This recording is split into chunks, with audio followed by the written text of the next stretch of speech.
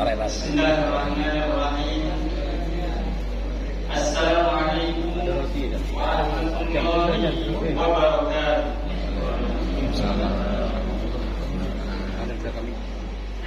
Alhamdulillahirabbil alamin. Wassalatu wassalamu ala asyrafil anbiya'i wal mursalin. Sayyidina wa maulana Muhammadin wa ala alihi wa sahbihi ajma'in. Subhanaka la ilma lana illa ma 'allamtana innaka antal 'alimul hakim. Qala rabbi shrah li sadri wa yassir li amri wahlul 'uqdatam min lisani yafqahu qawli. Amma ba'd. Bapak Ibu yang dirahmati Allah Subhanahu wa taala, pertama-tama yang kami hormati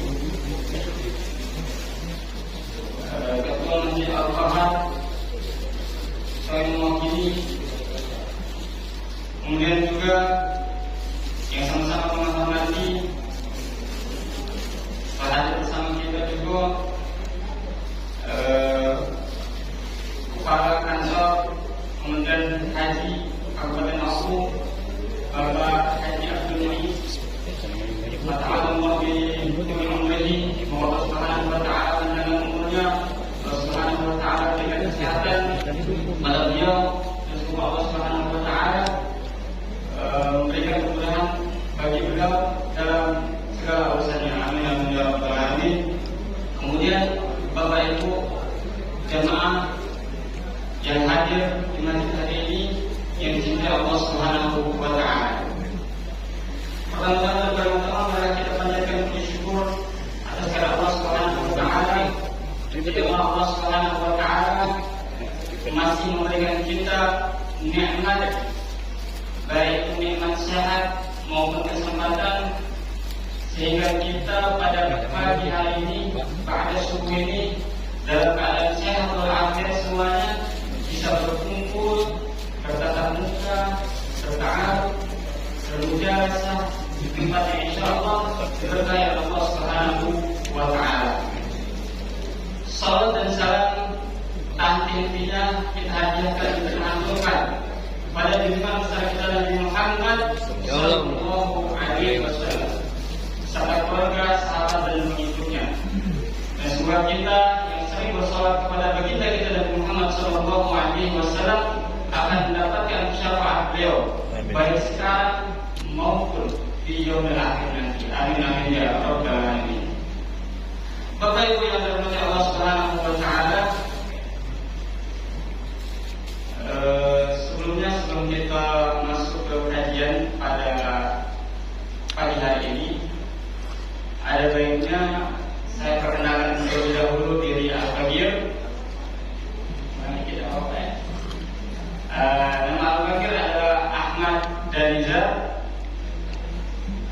Al-Bagir bekerja sebagai pegawai di kantor urusan agama Kecamatan Batu Raja Timur, tepatnya sebagai penyuluh agama Islam. Dan di samping saya Pak Haji Abdul Muiz ini termasuk atasan tidak langsung saya di Kemenang Garut. Dia sekarang sudah pindah ke Kementerian yang baru, yaitu Kementerian Haji. Kemudian saya alumni daripada Universitas Jami'atul Ahbab yang ada di Darul Yaman, di negara Yaman, di Universitas Al-Ahbab. Saya belajar selama 5 tahun di sana dan pulang ke Indonesia pada tahun 2019 akhir. Kemudian saya tinggal di Dusun 4, Kelurahan Desa Tanjung Baru atau Desa Persiapan Pulau Baru, sebelum Pondok Pesantren Al-Fahiyah. So di Jalan Keluarga sebelum Pesantren Al-Fahiyah. Bapak Ibu yang dirahmati Allah Subhanahu wa taala, dekat tanah kamu lewat ya. Adapun tema kita pada pagi hari ini yaitu kajian tentang fikih ibadah yang langsung saya ambil dari kitab Safinatun Najah, yang mana kitab Safinatun Najah ini adalah kitab dasar permulaan bagi orang-orang yang ingin mempelajari ilmu agama. Di kitab ini pembahasannya nggak panjang, nggak banyak, tapi hanya bagian ibadah yang umum yang perlu dan wajib diketahui orang-orang awam, orang-orang yang nggak terlalu mendalami ilmu agama. Ini hal-hal yang wajib kita ketahui. Di dalam kitab ini, Safinatun Najah ini dibahas tentang bagaimana cara bersuci, baik berwudu, menghilangkan najis, bertayamum, sholat, dan menyentuh sedikit tentang zakat. Itu hanya sekilas saja. Setelah itu nggak ada lagi pembahasan tentang puasa, haji, muamalah, jinayah, dan lain sebagainya. Itu nggak ada di kitab ini. Jadi ini memang kitab yang ringkas, yang mudah bagi pemula, bagi orang awam untuk mempelajari fikih. Sebelum kita memulai kajian ini, ada baiknya daripada ada kita pada pengarang, kita menghadiahkan Fatihah agar mendapatkan berkah dari pengarang kita. Kitab Safinatun Najah ini dikarang oleh Al-Hadid Salim bin Sumair Al-Hadrami. Jadi pengarangnya itu berasal dari provinsi Hadramut di negara Yaman. Nama beliau adalah Al-Hadid Salim bin Abdullah bin Sumair Al-Hadrami. Beliau ini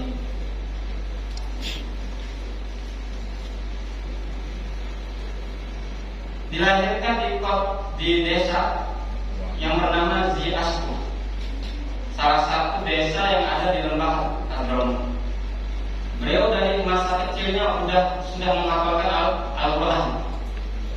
Karena orang terdahulu, apalagi orang-orang Arab, itu mereka dari kecil udah biasa menghafal Al-Quran. Umur 6 tahun, 7 tahun, hingga 10 tahun mereka banyak yang sudah hafal Al-Quran. Kenapa mereka lebih mudah menghafal Al-Quran? Karena bahasa mereka dari kesalahan mereka yang banyak membaca Al-Quran. Kemudian beliau belajar langsung kepada ayahandanya, yaitu Habib Abdullah bin Sumair. Jadi kalau orang-orang dahulu, Pak, Bu, itu bapaknya langsung yang mengajarkan kepada anak. Nah, kalau sekarang sudah jarang orang tua bapak itu yang mengajarkan langsung kepada anak. Padahal ini sudah tugas kita, kewajiban kita sebagai orang tua untuk mengajarkan langsung kepada anak. Minimal kalau kita sibuk, kita luangkan waktu kita sedikit. Contoh seperti anak itu diajarkan pertama kali, kalau bisa kita yang mengajarkan. Untuk bisa Al-Fatihah itu kalau baca kita yang ngajarkan. Jangan sampai itu dapat dari orang lain. Karena insya Allah kalau mengajarkan Al-Fatihah itu mudah. Nah, kenapa? Karena dari Al-Fatihah ini bakal sering dibaca.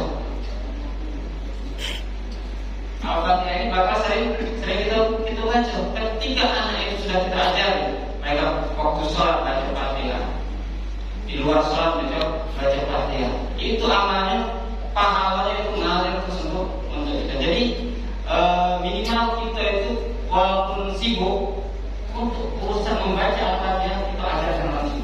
Jangan sampai Al-Fatihah ini dapat dari gurunya yang lain begini. Iya, dari Jocong. Kemudian Dari Jocong. Habib Salim ini juga walaupun dia seorang kiai, beliau juga seorang politikus, ahli juga dalam pemerintahan.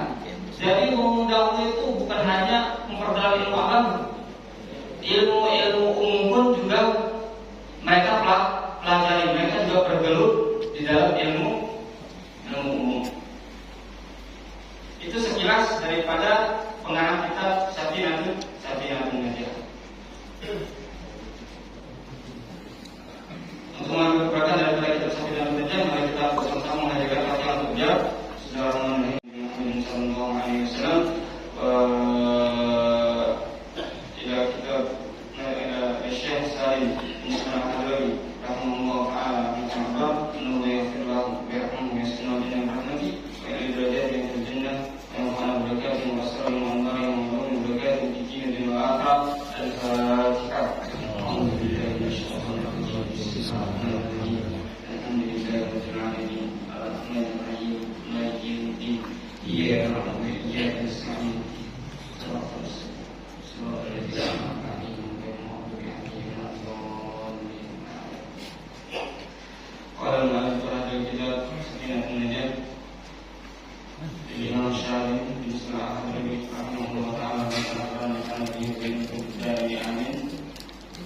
Bismillahirrahmanirrahim.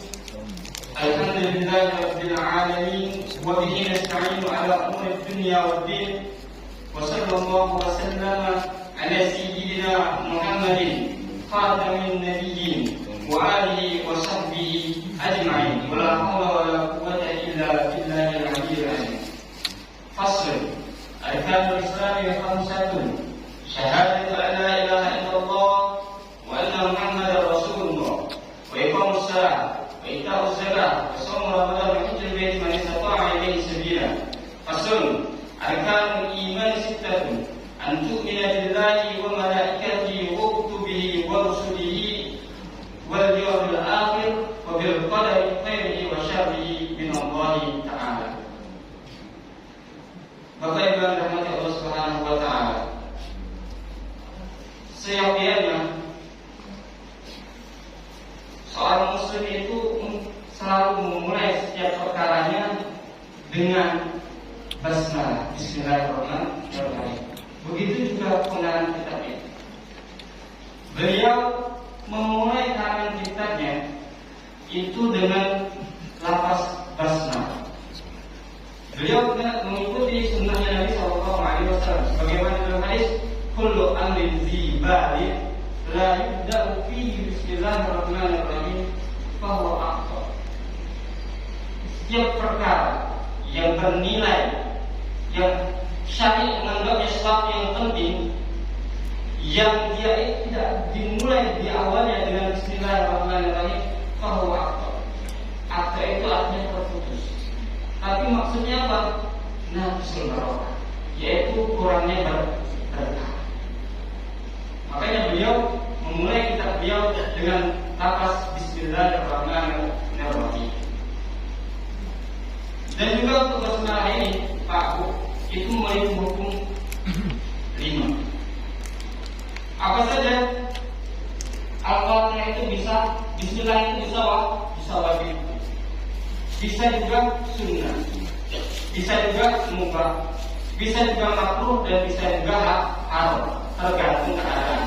Contoh basmalah itu wajib pas kapan? Pas ketika membaca Al-Fatihah di dalam salat. Maka kita wajib membaca Bismillah. Kemudian Bismillah juga bisa sunnah ketika kita melakukan perkara-perkara sunnah. Contoh, kita bersiwak. Ketika bersiwak, kita diajarkan Bismillahirrahmanirrahim. Ataupun amalan-amalan sunnah lainnya. Bismillah juga bisa hukumnya mubah. Ini hukum dasarnya. Bismillah itu pada dasarnya hukumnya mubah. Contoh, ketika makan kita Bismillah, ketika memakai baju Bismillah, dan lain sebagainya. Tapi walaupun perkara-perkara mubah ini bisa bernilai pahala ketika kita niatkan amalan-amalan mubah ini dengan niat yang baik, maka disitu akan bernilai pahala.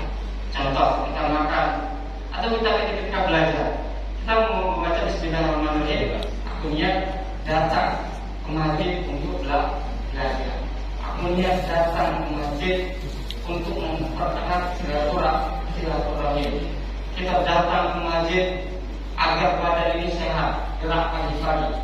Itu semuanya semakin banyak niat kita, maka semakin banyak pula pahala yang ada di situ. Walaupun itu perkara mubah, lebih dari kalau pahala. Apa namanya perkara sunnah ataupun wajib, itu beda pahalanya. Kemudian basmalah juga bisa hukumnya makruh. Kapan? Ketika melakukan hal-hal yang makruh. Contoh, ketika kita melakukan sesuatu yang mempunyai bau-bau yang tidak enak. Contoh, makan jengkol atau kabau. Tapi ketika ketika kita akan berkumpul dengan banyak, ketika nak Jumatan kita makan pelu, Allah kembali hawanya itu kan baunya kemana-mana. Itu makanya begitu juga basmalah ini bisa haram ketika kita melakukan hal-hal yang haram. Itu kadang-kadang ketika dia pengen berbuat jahat, dia mengucap basmalah. Hukumnya haram. Ketika melakukan perbuatan haram, contoh, alhamdulillah kalau dia pengen maling, ada kan maling itu. Masih ingat kadang maling itu? Jadi ketika mau ngambil barang, Bismillahirrahmanirrahim. Sampai di masjid. Mulai kita amal. Tapi coba jadi kita tidak ada istilah yang namanya kita amal. Iya. Jadi Bismillah itu bisa haram karena perbuatan yang kita lakukan. Jadi ada di sini memulai pengarahan kitabnya dengan Bismillahirrahmanirrahim. Kemudian lanjutkan dengan Alhamdulillahirrahmanirrahim, begitu juga. Alhamdulillah itu dalam hadis diajarkan untuk mengucapkan Alhamdulillah. Qul amin jibal la yuta bihamdallah fahuwa kurang berkah. Kurang berkah itu yang mana sih Pak? Kurang berkah itu ada sesuatu yang masih mengganjal. Kalau makna sebenarnya berkah itu ziyadatul khair, bertambahnya kebaikan. Contoh harta yang berkah. Yang mana harta berkah? Yaitu ketika kita mendapatkan harta itu bisa kita membuat kita jadi lebih baik. Harta itu yang membuat kita jadi lebih baik. Kalau kita dengan bertambah harta itu malah jadi buruk, berarti harta kita itu yang didapatkan kurang berkah. Contoh, kalau harta kita tambah rajin giat bersedekah, tambah rajin dalam bantu orang yang susah, bersedekah dengan fakir miskin dan sebagainya. Nah, kalau dalam belajar apa? Ilmu yang didapat tadi kita amalkan. Kadang kita dapat ilmu, kayak tidak amalkan. Kalau dia berkah ilmu tersebut, maka dia bakal amalkan terus menerus. Itu contoh berkah di dalam ilmu. Contoh juga berkah di dalam harta dan banyak lain sebagainya. Intinya berkah itu yang membuat kita jadi lebih baik dari sebelum. Kalau saya buruk, maka kurang berkah. Wabillahi nasta'in, dan dengan Allah nasta'in kita meminta ala umur dunia wal din. Nah, sekarang juga meminta pertolongan kepada Allah Subhanahu wa taala baik di dalam perkara dunia maupun perkara agama. Arti di sini apa maksudnya? Masyaallah ala lisani nabiyyi min al-ahkam. Apa saja yang disyariatkan Allah Subhanahu wa taala atas lisan Nabi Muhammad sallallahu alaihi wasallam bila ahkam daripada hukum-hukum. Apa yang sudah dijelaskan oleh Rasulullah sallallahu alaihi wasallam, salat wajib, sedekah itu sunnah dan lain sebagainya, maka itu adalah agama. Itulah syariat. Agama sama seperti syariat. Jadi sih maknanya apa? Kita meminta kepada Allah Subhanahu wa taala atas segala keadaan, baik perkara dunia maupun perkara agama, tidak meminta kepada selain Allah Subhanahu wa taala. Wassallallahu wasallam ala sayyidina Muhammadin khatamin nabiyyin. Dan semoga Allah Subhanahu wa taala dan Allah Subhanahu wa taala bersalawat dan salam atas baginda kita Nabi Muhammad sallallahu alaihi wasallam. Salawatnya Allah di sini maknanya adalah rahmat dari Allah. Maksudnya salawat Allah kepada Nabi Muhammad sallallahu alaihi wasallam adalah rahmat. Kemudian kalau salawat dari malaikat di sini ada firman Allah Subhanahu wa taala, innallaha wa malaikatahu yusholluna 'alan nabi. Maksudnya Allah Subhanahu wa taala para malaikatnya itu bersalawat kepada Nabi. Apakah salawatnya bentuknya sama seperti kita? Allahumma shalli ala sayyidina Muhammad wa ala alihi wasallam. Kalau dari Allah itu maknanya rahmat, kasih sayang Allah Subhanahu wa Ta'ala kepada Nabi. Kalau salawatnya malaikat itu adalah istighfar, jadi memintakan ampunan terus kepada Nabi. Walaupun Nabi orang masuk, nggak ada dosa, tapi malaikat tetap beristighfar. Sebagaimana dengan Nabi orang masuk nggak ada dosa, tapi Nabi Muhammad SAW tetap beristighfar. Apa faedahnya Nabi beristighfar? Untuk mengajarkan umat. Jadi ketika Nabi istighfar, itu Nabi mengajarkan umatnya untuk beristighfar. Dia kalau ditanya Nabi Muhammad beristighfar, masa kami istighfar? Jadi mengherat daripada perkataan-perkataan seperti itu. Kemudian khatam Nabi bisa dibaca khatam, bisa juga dibaca khatim. Kalau khatam itu maknanya stempel atau juga cincin. Jadi Rasulullah SAW itu punya cincin. Satu, cincin itu sekaligus sebagai stempel. Cincin itu juga sekaligus stempel. Bisa juga di sini maknanya khatim, penutup. Penutup siapa? Para nabi. Jadi Nabi Muhammad SAW itu sebagai penutup sekaligus punya cincin. Cincin ini digunakan untuk stempel. Instan menulis surat, Nabi misalkan menulis raja-raja dulu, itu setelah akhir di stempel oleh Rasulullah menggunakan cincin yang lain. Kalau namanya stempel itu sudah ada lanjutannya lagi, tutup terakhir istilahnya, tidak ada tambahan kata-kata lagi, berarti sudah selesai. Nah, Nabi Muhammad SAW adalah Nabi terakhir penutup para nabi. Tidak ada lagi Nabi setelah Nabi Muhammad SAW. Kemudian beserta keluarganya. Siapa itu keluarganya Nabi Muhammad? Di sini dijelaskan ummul mukminun. Mereka orang-orang mukmin min Bani Hashim wal Muttalib. Yaitu Bani Hashim dan Bani Muttalib. Tapi ada riwayat lain. Siapa sih keluarga Nabi? Ya kita umat Islam seluruhnya. Kita dianggap sebagai keluarganya Nabi Muhammad SAW. Wasahbihi ajma'in, dan sahabatnya seluruhnya. Nah, makna sahabat di sini siapa? Apakah semua orang yang bertemu dengan Nabi adalah sahabat?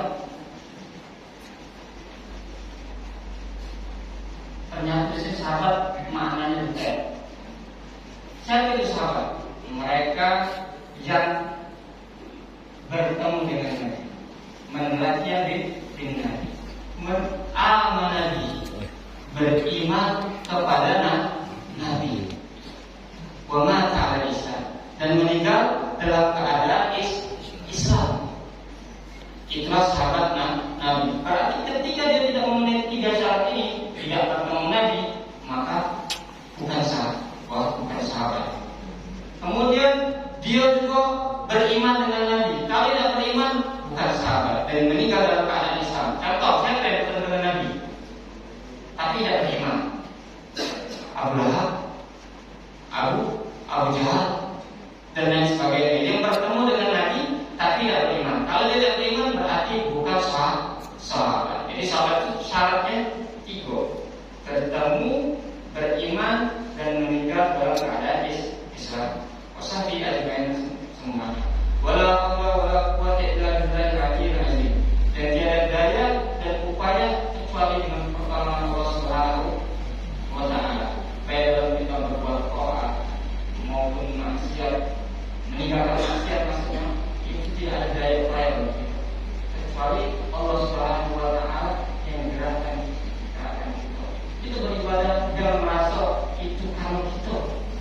Tidak. Itu karena kita, karena Allah Subhanahu wa Ta'ala yang menggerakkan kita untuk bisa datang masjid ini, sholat, belajar. Itu karena Allah Subhanahu wa Ta'ala. Untuk kita juga bisa meninggalkan maksiat, itu juga karena Allah Subhanahu wa Ta'ala. Kenapa? Semuanya karena Allah. Ya kalau seandainya segala sesuatu ini bisa bergerak tanpa tanda Allah, berarti Allah tidak kuasa. Kalau Allah tidak kuasa, berarti kita Tuhan. Yang namanya Tuhan itu harus bisa segala.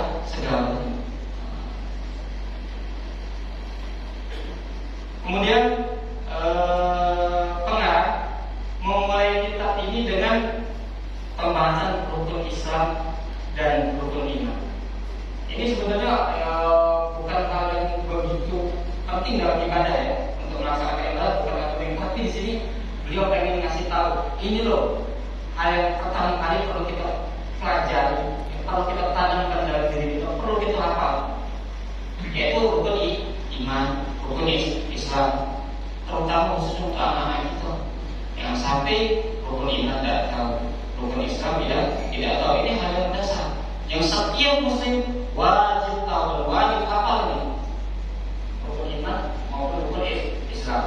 Di sini disebutkan arkanul Islam khamsatun. Rukun-rukun Islam itu ada 5.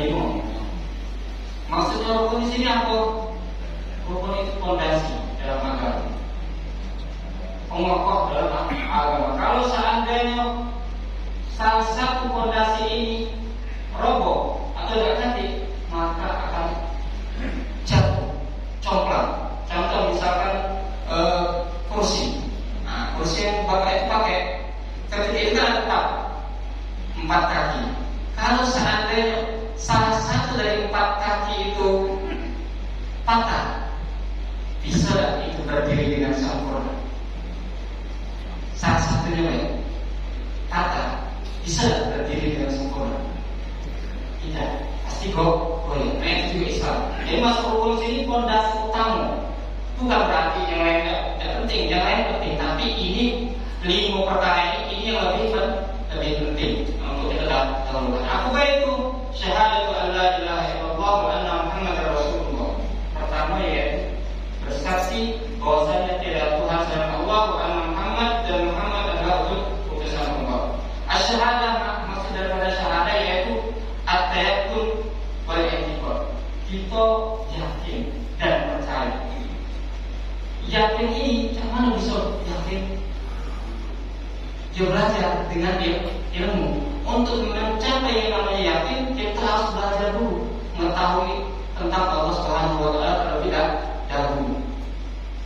Tapi untuk syarat kita itu bisa masuk Islam, itu ada 6 syarat.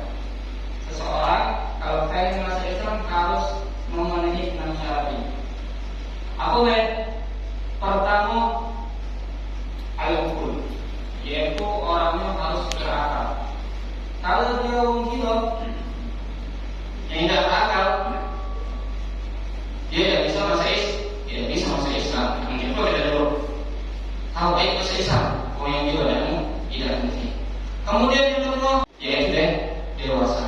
Dia sudah mencapai umur dewasa. Caranya kalau seandainya dia masih kecil, tapi lahir dari rahim seorang muslim, nah itu otomatis tidak perlu syaratnya itu dia harus balik. Ketika seseorang itu dilahirkan orang muslim, berarti otomatis menjadi muslim. Ini gambarannya kalau dia itu bukan muslim awal.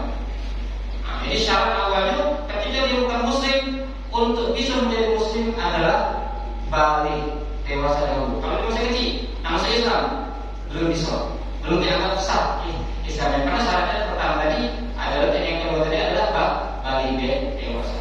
Yang ketiga, ikhtiar, tidak ada paksaan. Sebagaimana dalam firman Allah Subhanahu la ikraha fid-din, tidak ada paksaan di dalam agama. Berarti untuk seseorang itu bisa muslim, itu harus dengan keinginan sendiri. Tidak boleh dengan paksaan. Kalau dengan paksaan berarti tidak sah dia keislaman. Kemudian yang keempat, an-nutqu bi syahadatin, yaitu mengucapkan dengan 2 kalimat syahadat. Asyhadu an la ilaha illallah wa anna Muhammadar Rasulullah. Yang mengucapkan 2 kalimat itu. Cukup satu aku nak mengucap asyhadu an la ilaha illallah wa anna Muhammadar Rasulullah, dari sudah belum diucapkan. Kalau dia cuma mengucap asyhadu an la ilaha illallah, belum dikatakan muslim, karena syaratnya harus mengucapkan 2 kalimat syahadat. Kemudian dia harus diucapkan. Kalau seandainya dia tidak mengucapkan, selama masih hidup dia tidak mengucapkan 2 kalimat syahadat, apakah dikategorikan Islam? Seorang muslim? Tidak. Dia beliau harus melafazkan 2 kalimat syahadat. Contoh yang dia itu pernah di zaman Nabi itu pamannya Nabi Muhammad SAW. Siapa? Abu Thalib. Beliau dekat dengan Nabi Muhammad SAW. Beliau bantu Nabi Muhammad dalam dakwahnya Nabi. Tapi apakah beliau kategori Muslim? Walaupun nanti ada riwayat yang mengatakan bahwa saya paman Nabi Abu Thalib itu beliau adalah Muslim karena mukjizat Nabi ketika sudah ini riwayat yang lama sekali. Jadi ketika Abu Thalib sudah meninggal, itu dihidupkan oleh Nabi lagi, disuruh untuk bersyahadat. Itu juga orang tuanya lagi. Tapi itu riwayat lemah. Tapi yang riwayat yang lain itu bahwasanya Abu Thalib itu tidak mengucapkan 2 kalimat syahadat. Nah, ketika tidak mengucapkan 2 kalimat syahadat, maka dia belum kategori Muslim. Kemudian yang kelima, al-mu'alah, mu'alah itu bersegera. Nah, dalam mengucapkan 2 kalimat syahadat juga bersegera, tidak boleh terputus. Maksudnya terputus ini, contoh misalkan dia ketika asyhadu an la ilaha illallah, tiba-tiba telepon dari ngumpul atau kerabatnya, angkat telepon dulu, dia kan telepon ini kan terputus. Baru cakap asyhadu anna Muhammadar Rasulullah. Nah, ini tidak boleh karena syaratnya harus bersegera, lanjut. Sama seperti ijab qabul. Nah, ijab qabul juga kan bersegera masuk. Tidak terputus. Misalkan tunai, maksudnya saya terima nikah dan kawinnya. Dan terputus di situ bukan langsung dijawab boleh gitu. Terputusnya yang boleh itu seperti ambil nafas. Misalkan asyhadu an la ilaha illallah wa asyhadu anna Muhammadar Rasulullah. Itu masih boleh. Tapi kalau sudah melakukan hal-hal yang lain yang tidak berkaitan dengan syahadat tadi, maka terputus, wajib diulang lagi. Asyhadu an la ilaha illallah wa asyhadu anna Muhammadar Rasulullah. Kemudian itu yang perlu kita garis bawahi, ketika seseorang itu pengen Muslim harus segera. Karena kita temukan yang bimbing untuk menjadi Muslim ini, mereka bimbingnya pertama Bismillahirrahmanirrahim, suruh istighfar dulu. Sebenarnya tidak ada faedah istighfar dari mereka. Kenapa tidak ada faedah istighfar dari mereka? Ya karena mereka itu belum Muslim. Belum Muslim. Buat apa mereka beristighfar? Mereka itu istilahnya tidak ada dosa. Ketika mereka Muslim tidak ada dosa. Buat apa mereka istighfar? Jadi harus bisa disegerakan. Langsung tuntun pada syahadat asyhadu an la ilaha illallah wa asyhadu anna Muhammadar Rasulullah. Kemudian rukun Islam yang kedua yaitu iqam shalah, mendirikan salat. Maksud iqam di sini maknanya adalah al-mulazamah wal istimrar. Istimrar itu selalu, terus menerus, continue. Istiqomah. Jadi yang kedua itu rukun Islamnya adalah mendirikan salat. Melaksanakan salat apa? Salat wajib, salat lima waktu. Kita usahakan membayar zakat, mengeluarkan harta yang khusus dengan cara tertentu, dengan niat tertentu. Itu makna zakat. Tidak semua harta kita harus dizakati, tapi pada harta-harta tertentu. Tidak semuanya. Contoh, kalau kita punya ternak, kambing, sapi, itu kan nanti disebutkan semua. Apa saja harta yang dizakati nanti kita ada pembahasan tentang zakat. Kemudian puasa Ramadan dan haji ke Baitullah bagi orang yang mampu. Insyaallah di sini jelas untuk rukun Islam. Kemudian beliau mengatakan tentang arkanul iman, itu termasuk penting rukun-rukun iman. Nah, itu disebutkan ada sita, ada 6. Pertama itu minabillah, agar percaya beriman kepada Allah Subhanahu wa taala. Maksud iman beriman kepada Allah Subhanahu wa taala, kita percaya, yakin bahwasanya Allah Subhanahu wa taala itu maujudun. Allah itu ada, tidak Allah itu ada. Ada yang pertama bertemu dengan Allah Subhanahu wa taala secara langsung. Ya, ada. Saya para nabi itu Nabi nanti yang bisa ketemu sama Allah. Kita belum ada yang bisa ketemu dengan Allah Subhanahu wa Ta'ala. Untuk tahu Allah itu ada atau tidak, ya kalau kita berpikir dengan akal kita ini terbatas. Apa itu? Akal kita terbatas untuk berpikir Allah itu ada itu atau tidak. Kenapa? Karena akal ini bisa mengatakan itu ada ketika sudah melihat. Akal kita ini bisa mengatakan itu ada kalau sudah bisa dilihat. Nah, Allah tidak baca kita lihat dengan mata kepala kita. Jadi ketika kita membayangkan Allah itu ada atau tidak ada gambaran. Kalau kita gambarkan ke otak, maka muncullah Allah itu punya misalkan Allah itu kan dalam firman ada yang menyebutkan ya Allah bahwa ini tangan Allah. Kalau kita berpikir tangan, akal kita memaknai tangan pasti sama seperti itu tangan itu. Berarti Allah ada tangan. Tapi apakah seperti itu?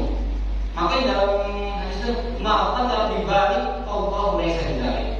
Apa yang terlintas di dalam pikiran kita, hati kita, maka Allah tidak seperti itu.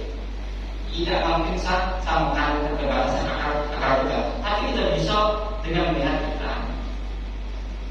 Karena melihat kita, alam ini ada, alam ini kan baru. Kok bisa ada? Tanya. Alam ini baru.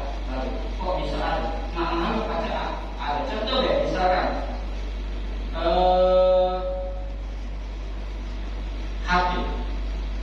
Ini ada awal mulanya mas. Tidak mungkin langsung ada. Zaman misalkan di bawah 1950, misalkan di bawahnya itu apa belum ada pasti apa? Baru 1957 baru ada hati. Jadi setiap awal yang baru, setiap yang baru itu pasti ada permulaan. Nah kalau setiap yang awal itu ada permulaan berarti ada yang memunculkan. Contoh anak itu tidak mungkin tiba-tiba langsung ada. Pasti ada prosesnya, ada yang menciptakan. Nah, ketika sudah yang menciptakan itu pasti ada. Tapi untuk yang Allah itu tidak ada yang istilahnya menciptakan. Tapi ketika Allah bisa menciptakan, maka akan ada pengulangan. Berarti ada yang wujud Allah. Nah ini ketika Allah tidak ada yang namanya, makanya Allah itu suci dari permulaan. Setiap selain dari Allah pasti ada permulaan, semuanya ada permulaan. Contoh ayam dari mana? Dari telur dari mana? Dari ayam muter-muter.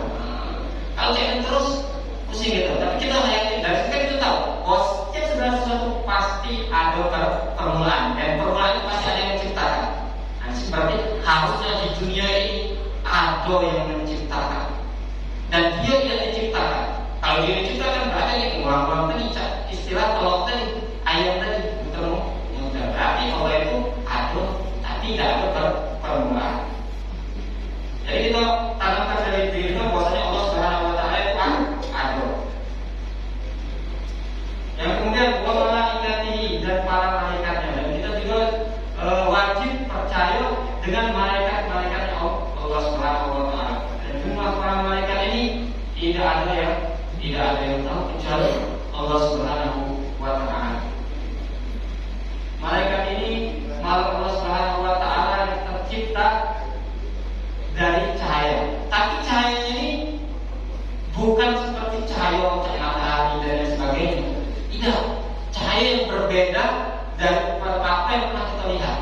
Tidak sama.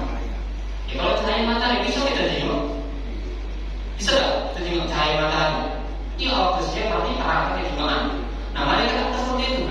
Kalau dia cahaya matahari berarti bisa dilihat malaikat. Nah, makanya cahaya di sini berbeda dengan cahaya yang pernah kita lihat dengan malaikat. Dan kita percaya bahwasanya malaikat itu adalah ibadullah makrumun. Bahwasanya malaikat itu adalah Allah yang mulia. La ya'sunallahu ma amarahu. Malaikat itu tidak pernah bermaksiat atas apa yang telah Allah perintahkan. Wa yaf'aluna ma yu'maru. Mereka itu melaksanakan apa yang Allah Subhanahu wa Ta'ala perintahkan. Jadi malaikat itu tidak ada Allah. Akal ada mereka, tapi mereka adalah orang musuh. Mereka apa yang diperintahkan Allah itu mereka selalu laksanakan. Cara Allah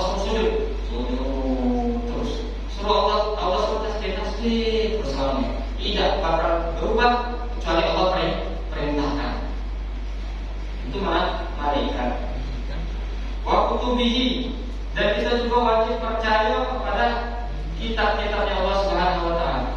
Tadi sebelum kita terus lagi, ini untuk rukun iman itu kita wajib percaya seluruhnya. Kalau seandainya kita tidak percaya dengan rukun iman ini salah satu ya, ajaran malaikat tidak mati sih, atau Allah ini untuk kebaikan atau bukan buat Allah yang ciptakan misalnya, ukur dari sini.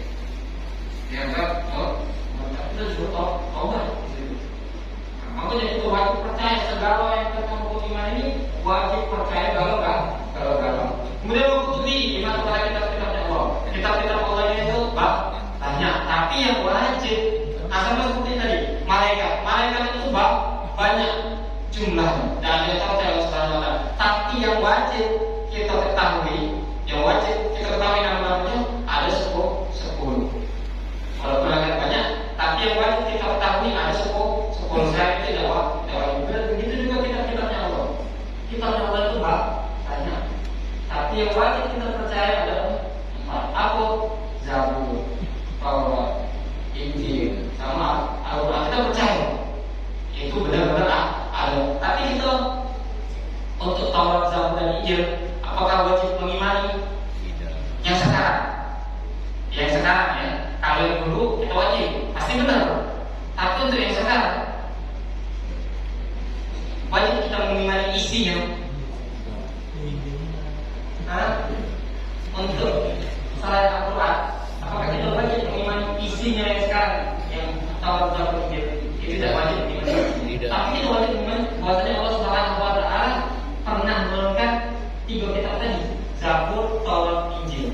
Dan itu pernah ada benar. Dulu benar. Kalau sekarang sudah banyak terjadi perubahan. Makanya untuk selain Al-Quran, Zabur, Taurat, Injil, itu tidak ada orang yang hafal. Zabur, Taurat, Injil itu tidak ada yang hafal isinya. Kalau Al-Quran banyak. Kemudian Al-Quran itu bahasanya tidak ada berubah-ubah, tidak disesuaikan. Al-Quran di Arab, Al-Quran di Eropa, di Indonesia sama tetap menggunakan bahasa Arab. Tapi yang selain Al-Quran, Zabur, Taurat, Injil, bahasanya berubah. Injil pakai bahasa, misalkan di Indonesia, Injil yang pakai bahasa Indonesia. Di Eropa pakai bahasa Eropa. Di Arab pakai bahasa Arab. Injil. Di situ kenapa beda dengan Al-Quran itu? Karena bahasa Arab itu lebih bagus daripada bahasa lain. Kalau kita terjemahkan lagi, misalkan untuk Taurat, Injil, kita terjemahkan bahasa lain, pasti ada kurang. Untuk Zabur, Taurat, Injil, kita cukup imani bahwasanya emang ada kita tersebut. Untuk yang sekarang kita tidak bisa meyakini secara pasti apakah itu benar atau tidak. Kemudian Sulihi, dan kita juga wajib beriman kepada Rasul-Rasulnya Allah.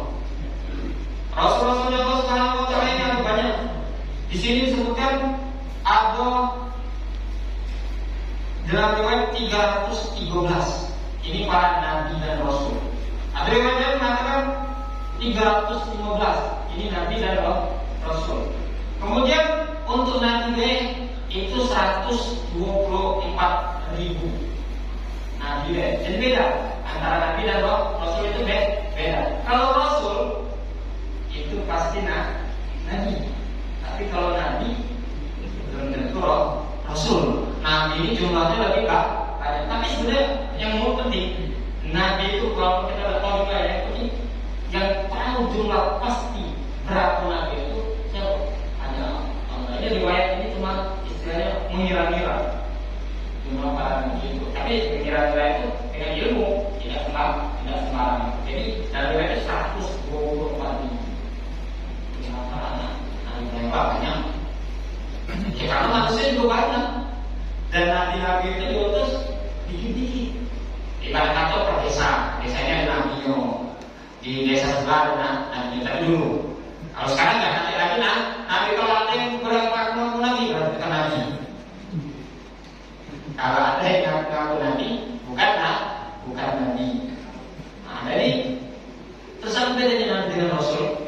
Kalau nabi berkata beda tingkatan cakupan wilayahnya. Kalau Nabi itu tingkatnya misalkan tingkat RT, kalau Rasul itu tingkatnya camat. Nah, kalau gambarannya Nabi itu dia dapat wahyu dari Allah untuk dirinya, keluarganya. Tidak disebarluaskan dengan bohong. Kalau Rasul tidak, dirinya, keluarganya, dan umat yang diutus kepada itu Rasul. Nah, jadi kita, tapi di antara banyaknya Nabi dan Rasul yang wajib kita imani, yang wajib kita ketahui itu ada 25. Itu ada 25 Nabi. Kalau kita tidak percaya dengan 25 Nabi ini, tidak iman, maka kita dihukumi kufur. Nah, seluruh Nabi 25 ini itu wajib tahu. Dari Adam sampai ke Nabi Muhammad Sallallahu Alaihi Wasallam. Wal yaumil akhir, dan kita juga wajib iman dan percaya dengan hari akhir. Bahwasanya hari akhir itu pasti bakal ada. Tidak seperti ada gambaran itu yang meyakini hari akhir itu nanti. Karena kita ini istilahnya kalau nanti akan bereinkarnasi lagi. Jadi hidup lagi, jadi bayi lagi. Tapi kita di sini harus yakin dan percaya bahwasanya hari akhir itu bakal datang. Hari yang tidak nanti lagi hari selanjutnya, yang tidak ada malam lagi. Apa hari akhir tidak ada malam lagi? Siapa?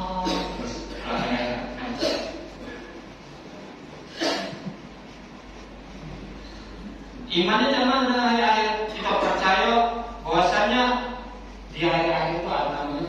Ini belum masalah hari akhir. Di dalamnya ada nikmat kubur, siksa kubur. Kemudian ada pada manusia, ada hari pertimbangan amal, ada roh yang telaga Rasulullah SAW, ada surga, ada neraka. Ini kita harus percaya dan yakin. Kemudian yang terakhir, wabil qadari khairihi wa syarrihi min Allah Ta'ala. Dan kita juga wajib iman bahwasanya kebaikan dan kejelekan itu dari Allah Subhanahu wa Ta'ala. Jadi Allah Subhanahu wa Ta'ala itu berkehendak atas segala kebaikan dan keburukan itu bahwasanya semuanya dari Allah Subhanahu wa Ta'ala. Tidak ada dari makhluk. Kemudian sekarang apa bedanya qada sama qadar? Ini kan kita kadang masih agak bingung perbedaan antara qada sama qadar. Kalau qada itu ilmu Allah Ta'ala fil qadim, ilmunya Allah Subhanahu wa Ta'ala fil qadim, fil azal, di zaman sebelum diciptakannya alam semesta. Allah, ilmunya Allah sudah tahu apa yang terjadi. Itu qadar. Kalau qadar, proses kita menuju qadarnya Allah Subhanahu wa Ta'ala. Jadi misalkan Allah Subhanahu wa Ta'ala tetapkan dulu Allah sudah tahu bahwasanya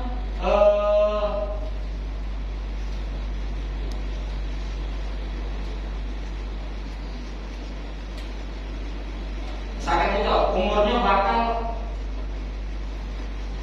misalkan si A bakal hidup sampai tahun 2025 Desember misalkan.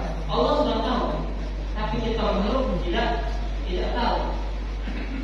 Tapi proses menuju kita mati tanggal 20 Desember nanti, dan kejadian kita mati di 2025 Desember tadi, itu sudah pada takdirnya Allah. Tapi pengetahuan Allah 2005 mati wafat itu Allah sudah tahu. Jadi kalau sama pada itu beda, pada sekedar ilmu pengetahuannya Allah. Nah, kalau kita percayakan dengan Allah tadi, ya biar Allah kita tahu bahwasanya Allah itu maha mengetahui segala. Tidak ada segala sesuatu itu bergerak, berjalan kecuali dengan ilmunya Allah Subhanahu wa Ta'ala. Allah sudah tetapkan dari dulu. Dan kalau seandainya Allah tidak tahu, kan kalau Allah tidak tahu, kira-kira ke depan sampai 2030 bakal terjadi kiamat, Allah tidak tahu. Tapi Allah tidak mampu, tidak hebat loh. Karena tidak tahu 2020 bakal terjadi kiamat misalnya. Tapi ketika Allah tidak mampu mengetahui yang akan datang, Allah lemah. Makanya di sini Jadi qada itu ilmu Allah itu sudah tahu jauh sebelum mencipta alam ini kejadian yang akan datang. Dan proses kita menuju kejadian tadi, misalkan Allah kalau kan kita jadi mengkail, proses kita ketika jadi mengkail dan betul itu jadi mengkail itu kita menjalani oleh Allah sampai menjadi takdir. Takdir itu ketika sudah terjadi, maka itulah namanya takdir. Kalau belum terjadi, belum takdir, masih proses. Nah, proses menunjukkan takdir. Takdir itu sudah kejadian tadi. Itu namanya takdir. Itu adanya qada sama qada. Nasallallahu alaihi wa alihi umrina wa ya nabi ma amil. Allah ta'ala bisawab. Subhanallahumma wa bihamdika asyhadu an la ilaha illa anta astaghfiruka wa atubu ilaik. Bapak Ibu yang dirahmati Allah Subhanahu wa taala, untuk kajian subuh ini kita cukupkan sampai di sini. Saya berterima mohon maaf bila terdapat yang kurang. Kalau saya mengampun. Wabillahi taufiq wal hidayah. Wassalamualaikum warahmatullahi wabarakatuh. Waalaikumsalam.